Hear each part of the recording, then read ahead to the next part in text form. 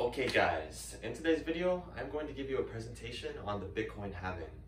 It's a very important topic to speak about right now because the Bitcoin halving is coming up real soon and it's very important that you guys know what it's all about. So to start, I'm going to explain to you guys how Bitcoin mining works because this is also extremely important to know.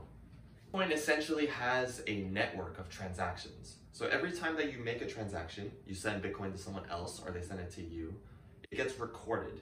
And it's essentially a long list of transactions, which is called a ledger.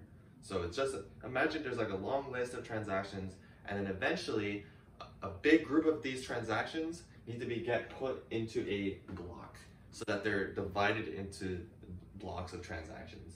And when this happens, someone needs to verify that all the transactions that happen within that block are accurate and that they're good.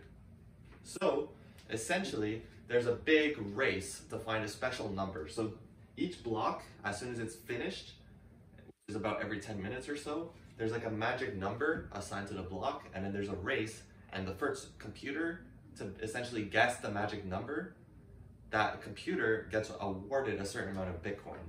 And that's essentially what mining is. And you can imagine the more electricity that you burn, the more numbers you're able to guess, because the more computer power that you use, the higher what's called your hash rate is, which means you can just guess more numbers faster. And ever since Bitcoin came out in 2009, every 4 years after that, the halving, or the reward for the Bitcoin that you mine, has been cut in half. And the reason for this is because of gay people. Essentially, every 4 years, the reward for mining Bitcoin gets cut into half, and therefore the circulating of supply of Bitcoin, or the amount of new Bitcoin coming in, is cut in half every 4 years.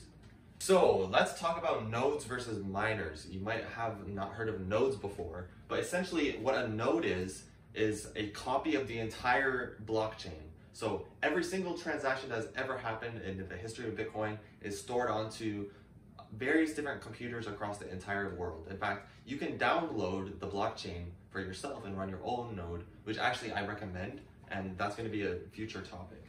The more nodes that there are throughout the world, the more copies of the blockchain that there are. And if these nodes are all around the world, as you can see here, this is a map of where all the nodes are around the world. If they're in all the different continents, then the system becomes very anti-fragile. Because if you want to shut down Bitcoin, you essentially have to wipe out all of these nodes to completely erase the blockchain. And you can imagine how hard that is.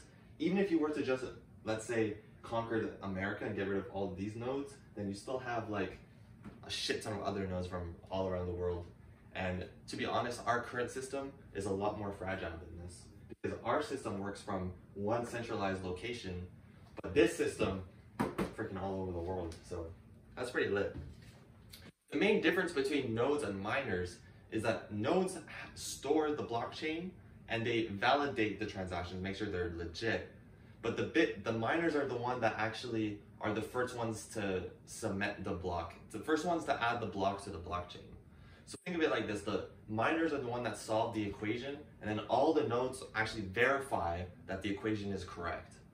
And obviously, verifying an equation is a lot easier than solving it, which is why miners have to burn a lot of electricity in order to solve the equation. But in order for the nodes to run, it's really simple. You and I can both run a node very easily.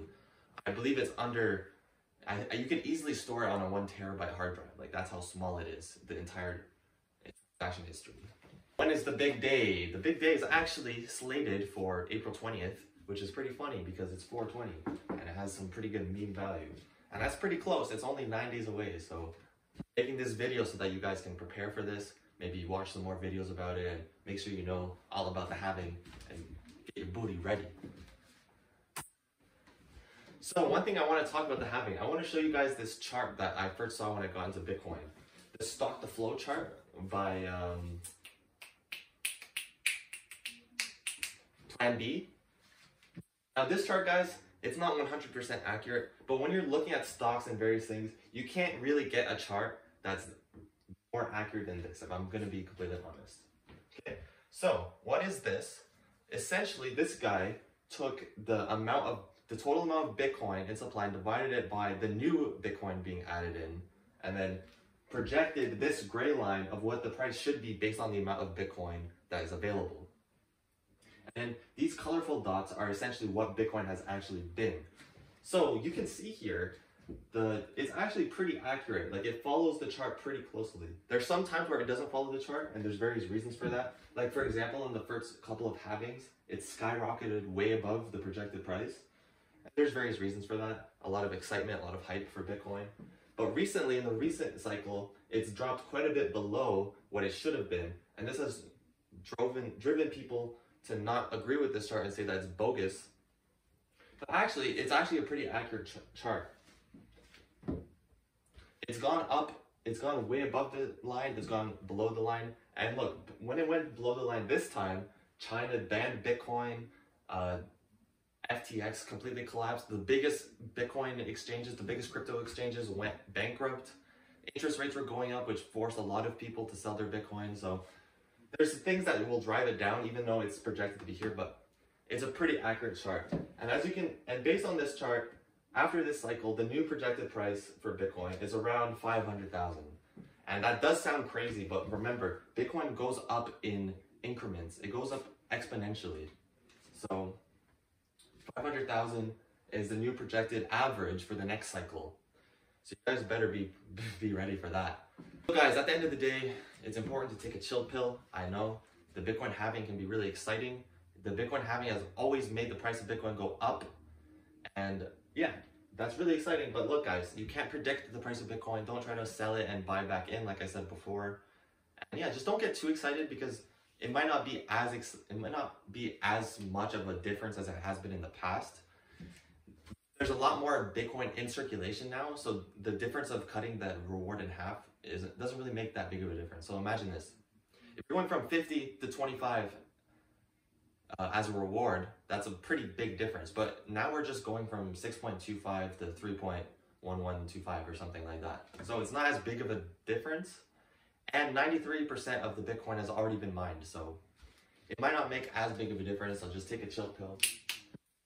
And like always, guys, stick to your guns.